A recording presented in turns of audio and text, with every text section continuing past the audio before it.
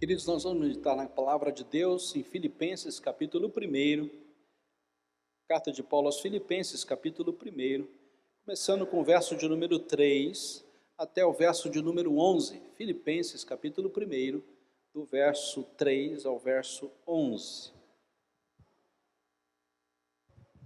Filipenses, capítulo 1, do verso 3 até o verso de número 11.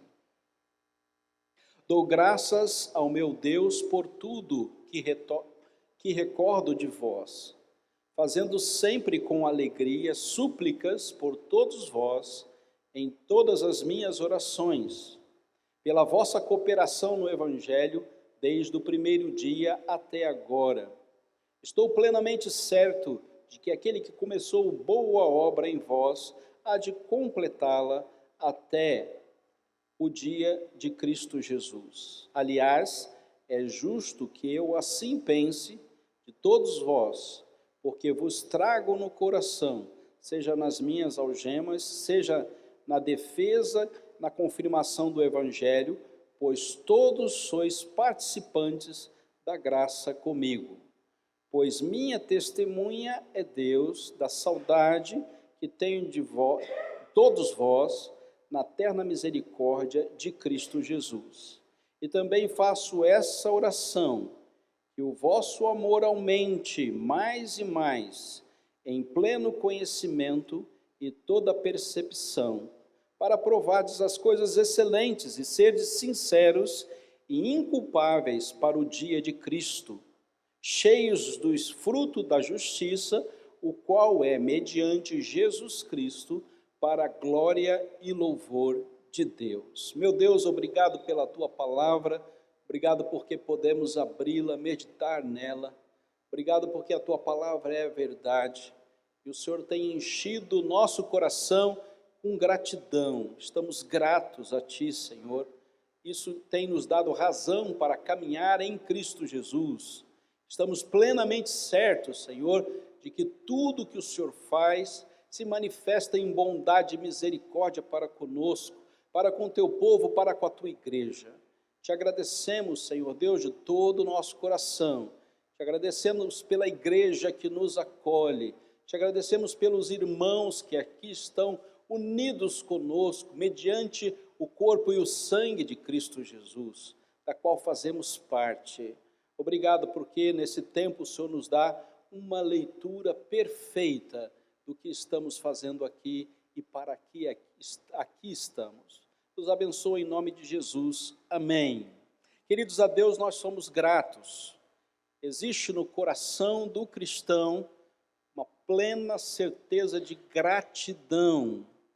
Nós temos no período de culto, na nossa agenda de culto, o culto de ação de graças, onde nós lembramos de todos os feitos de Deus para conosco. Assim o era na história da igreja, assim continua sendo na história da igreja, no nosso tempo presente. Nós lembramos dos cuidados de Deus e da misericórdia de Deus que nos atinge grandemente. E o nosso coração é grato, e grato a Deus, porque Deus nos dá a possibilidade de juntos estarmos como igreja dele. Então, tão grande bênção é para nós termos uma caminhada em Cristo, tão grande bênção é para nós termos um grupo de irmãos para caminharmos juntos até chegarmos na glória. É fato que todas as coisas cooperam para o bem daqueles que amam a Deus. Romanos capítulo de número 8 nos dá a plena certeza que tudo coopera para o nosso bem. Como não ser grato? Se nós temos a informação da palavra, como cristãos que somos, que todas as coisas hão de cooperar para o nosso bem. Outra manifestação não se faz presente. Nós somos plenamente gratos a Deus por tudo. O problema aqui é a definição de bem. O que é bem para você, talvez não seja bem para Deus. E o que é mal para você, não seja mal para Deus. Então, a nossa definição de bem dá-nos a entender que Deus faz com que todas as coisas cooperem para o nosso bem. Hoje há tristeza no coração da igreja, um irmão já não está conosco, estamos tristes, vamos ficar saudosos, mas todas as coisas cooperam para o bem daqueles que amam a Deus. Há apreensão no nosso coração, uma irmã querida está doente, vai passar por cirurgia, essa noite vamos dormir com um certo grau de ansiedade. Como será a cirurgia da nossa irmã? Coração apertado, Deus tem misericórdia, mas sabemos que todas as coisas cooperam para o bem daqueles que amam a Deus. E esse é o diferencial. O diferencial não é aquilo que eu acho que é bom, mas o diferencial é aquilo que Deus faz com que seja bom. E esse diferencial para nós é o motivo da gratidão desta noite. Ações de graça, porque Deus faz com que todas as coisas cooperem para o nosso bem. A nossa história é escrita com a caneta de Deus. E cada um dos fatos da nossa existência estão aqui sendo manifestos para que nós sejamos gratos a Ele. O texto aqui, vindo para o texto, inicia no verso de número 3. Dou graças ao meu Deus por algumas coisas. Dou graças ao meu Deus por tudo. Dou graças a Deus por tudo.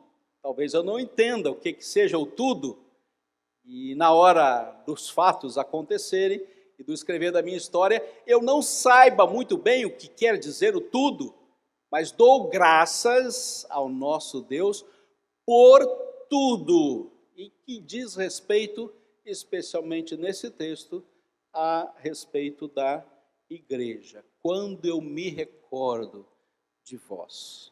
Olha que coisa maravilhosa.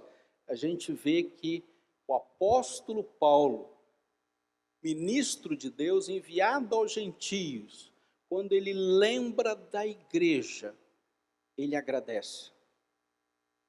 Tem gratidão no coração do apóstolo quando ele lembra da igreja. Puxa vida, quando eu penso a respeito da minha igreja, eu agradeço a Deus. Quando eu penso a respeito dos meus irmãos em Cristo, eu agradeço a Deus. Quando eu penso a respeito do tempo que eu passo com os meus irmãos em Cristo, eu digo, Deus, muito obrigado pela família da fé, pelo grupo de irmãos que o Senhor deixou. Eu não estou sozinho na minha existência aqui na terra até chegar na glória. Eu tenho um grupo de irmãos a que amo e também sou amado por eles. E Paulo está tremendamente grato a Deus quando ele pensa a respeito da igreja. Que coisa maravilhosa, a dimensão da gratidão do servo de Deus aqui, porque quando ele pensa na comunhão dos irmãos, ele pensa em gratidão. Puxa, que bom é ter esse grupo de irmãos, porque eu não vou caminhar sozinho até a glória. Eu tenho irmãos em Cristo Jesus e nós vamos caminhar juntos até a eternidade. E ele faz isso mediante Cristo Jesus. A pessoa de Jesus, a obra de Jesus, o agir de Jesus na vida do apóstolo, traz a ele um sentimento de gratidão pela vida da igreja. E esse servo de Deus já passou por poucas e boas servindo a Deus, já sofreu agruras na sua relação de sofrimento, mas ele aqui está agora agradecendo, porque ele tem um grupo de irmãos, e aqui nessa cidade especialmente. Que cidade é essa? Essa é uma cidade que está marcada pela perseguição. eles estão sendo perseguidos por causa do Evangelho, estão sendo mortos por causa do Evangelho. Ele diz, olha, vocês devem continuar nessa caminhada. Entendam uma coisa, porque para mim o viver é Cristo e o morrer é lucro. E quando você passar por essa cena, você lembre de que na perseguição e na morte, Deus está sendo glorificado. E ele deixa bem claro para essa igreja que as coisas não vão melhorar. Vocês vão continuar enfrentando lutas na sua caminhada. Mas preste atenção, eu sou muito grato a Deus quando eu me lembro de vocês.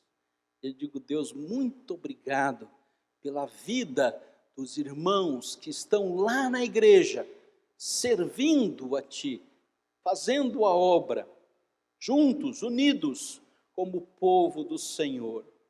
Precisamos entender aqui, que entre eu e os fatos da minha vida, sempre haverá Cristo Jesus. Entre a minha pessoa e os fatos da minha vida, a minha história, sempre haverá Cristo Jesus. Em momento algum a minha história será escrita sem a intervenção da pessoa do nosso Salvador e Senhor Jesus Cristo. Esta é a minha plena certeza. Então, por isso, produz em mim ação de graças. Deus, muito obrigado, porque na minha vida e na minha história, Cristo Jesus e a sua igreja fazem toda diferença.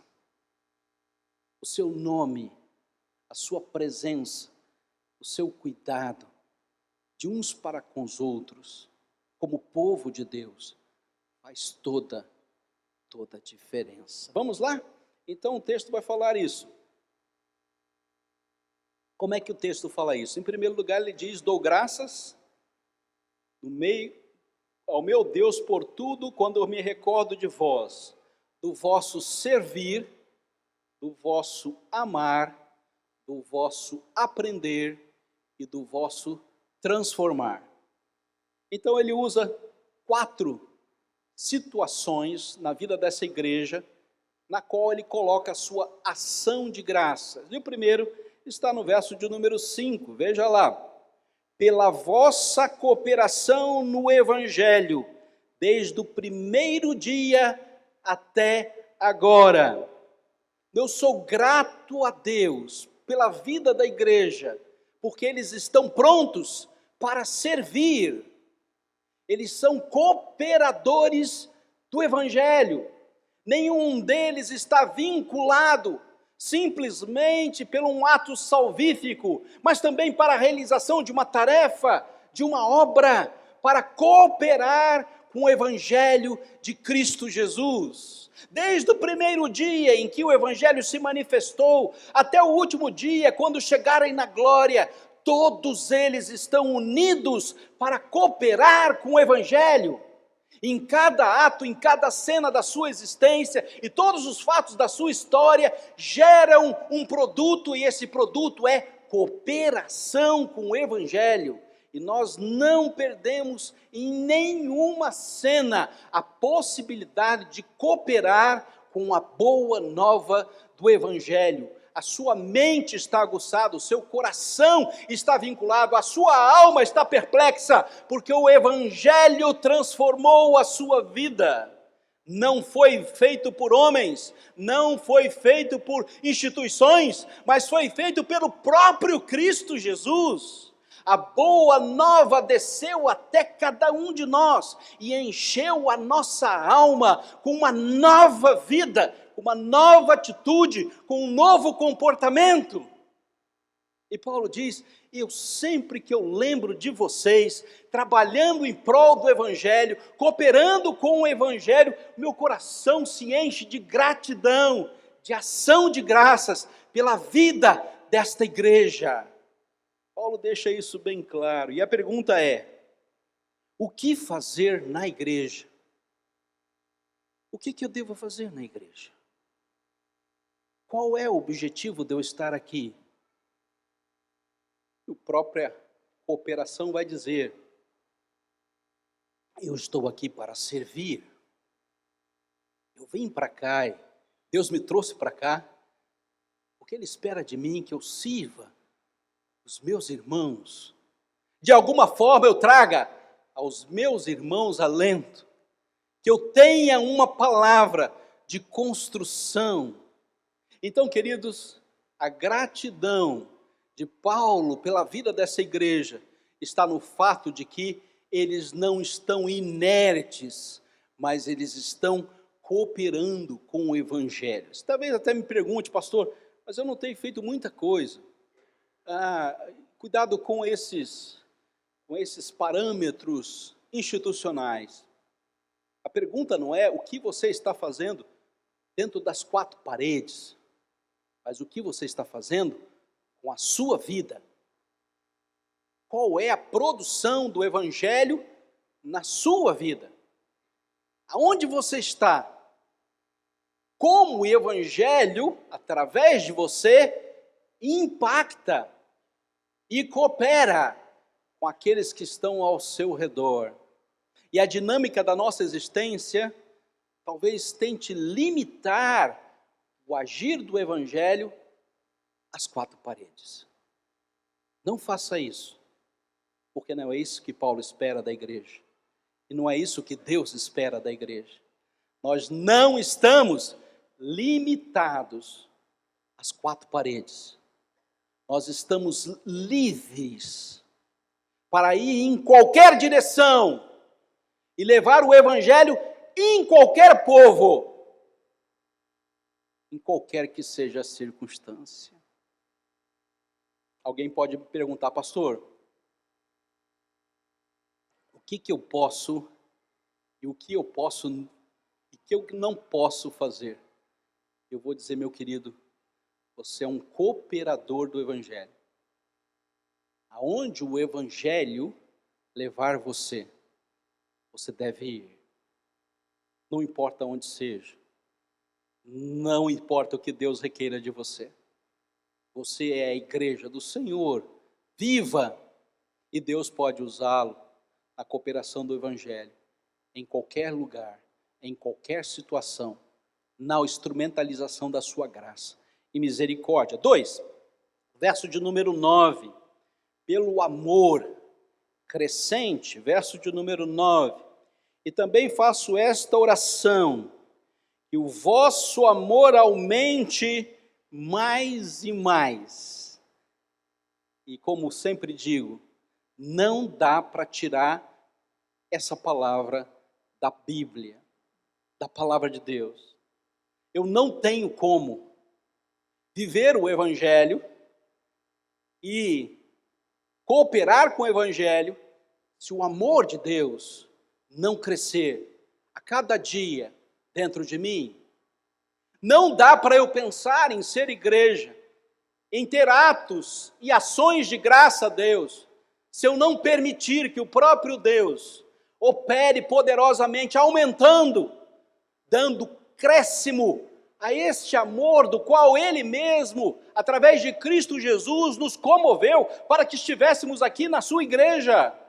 Que o amor de Deus aumente mais e mais.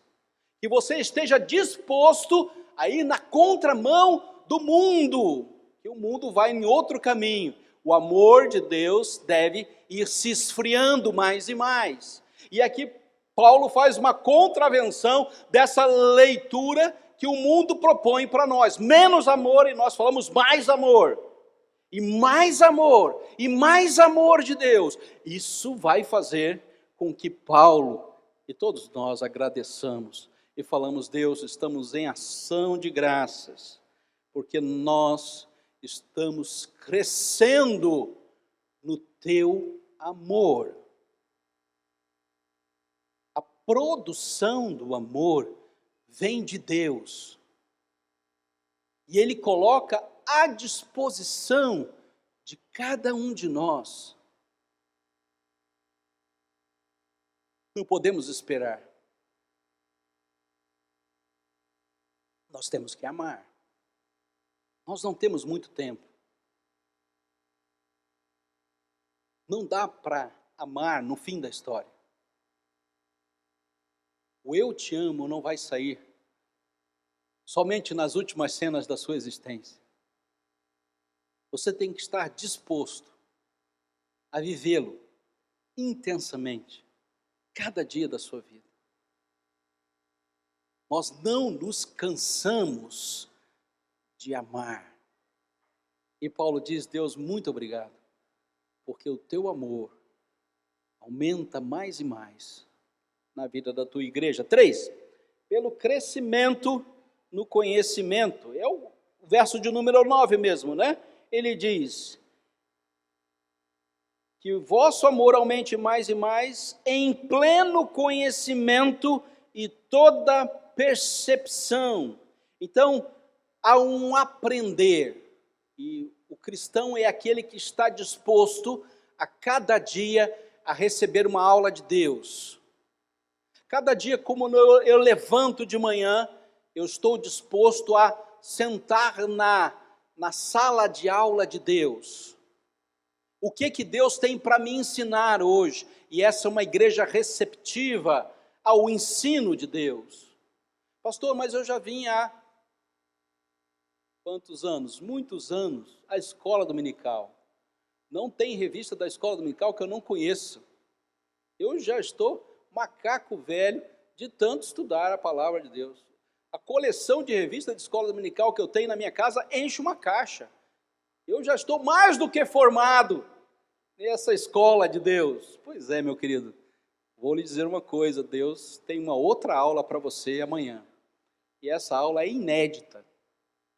Não está em nenhuma das revistas que você leu. Não está em nenhum sermão que você escutou. A aula de amanhã é inédita. Quando você sair da sua casa e for para a sua labuta, Deus tem uma aula inédita. Uma pessoa totalmente desconhecida, um enfrentamento, uma dificuldade, uma tribulação, uma angústia totalmente nova. E Ele vai te dar uma nova aula naquele dia, naquele momento. Deus está nos ensinando sempre. O conhecimento que vem de Deus e o aprendizado que vem de Deus.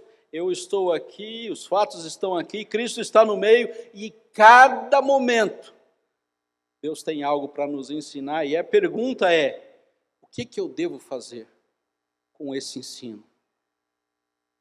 O que eu devo fazer com esse ensino?